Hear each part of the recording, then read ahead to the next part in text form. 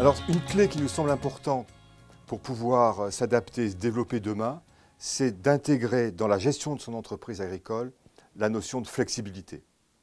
Pouvoir varier en fonction de la conjoncture. Alors bien sûr, je ne vais pas une année faire des fraises et une année du lait, mais je peux produire du lait demain autrement que ce que je faisais précédemment. Alors il y a deux dimensions à prendre en compte. C'est comment je peux m'adapter, je dirais, de manière structurelle. C'est-à-dire qu'est-ce que je conçois dans mon système d'entreprise, dans mon système d'exploitation, pour qu'elle soit le plus flexible possible. Il y a plusieurs voies qui passent presque toutes par des alliances.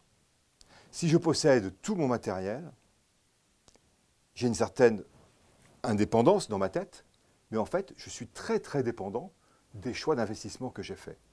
Si je sous-traite tous les travaux à une entreprise mutualiste ou privée, je deviens beaucoup plus souple et j'ai complètement, même si j'ai l'impression d'être dépendant de mon prestataire, mais en fait je suis beaucoup plus souple pour m'adapter en fonction des circonstances, j'ai plus mon matériel à amortir.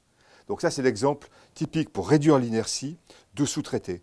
On peut se poser la même question dans le monde de l'élevage, est-ce que j'ai intérêt à produire mes fourrages ou à les faire produire, voire à les acheter, avec des contrats de long terme, parce que bien sûr, il y a des éléments conjoncturels dont il faut s'affranchir, et à me spécialiser sur mon métier. De même, si je peux me poser la question, est-ce qu'une partie de mon renouvellement, je ne dois pas le faire par d'autres, ou au contraire le faire pour d'autres? Et donc on voit bien que cette flexibilité s'associe au fait de ne pas travailler seul et de travailler avec d'autres. Ça, c'est sur les éléments, je dirais, structurels que je ne peux pas changer tous les jours. Si je fais un choix, je peux aussi passer des alliances plus durables. Par exemple, plutôt que d'agrandir tout seul mon étable, je fais une société civile laitière avec un voisin. On a partagé les risques.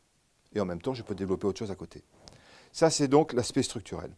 De manière plus conjoncturelle, je vais avoir à adapter ma production laitière avec une visibilité de 3 à 6 mois, pas plus. Ça paraît fou, aujourd'hui beaucoup moins, ça paraissait fou il y a 3 ans quand on disait ça. Aujourd'hui, les producteurs savent s'adapter. Et je dois, dans mon système, dans la conduite de mon troupeau, pouvoir intégrer, par le choix des animaux, par mon système d'alimentation, par le niveau d'alimentation que je mets par rapport au potentiel génétique, de pouvoir faire varier en fonction du besoin de ma laiterie. Donc c'est un état d'esprit nouveau à avoir, concevoir un système d'exploitation qui s'adapte à la conjoncture, qui est beaucoup plus souple, et une conduite de l'élevage qui permet de faire varier sa production à la hausse ou à la baisse en fonction des besoins de son client qu'est la laiterie.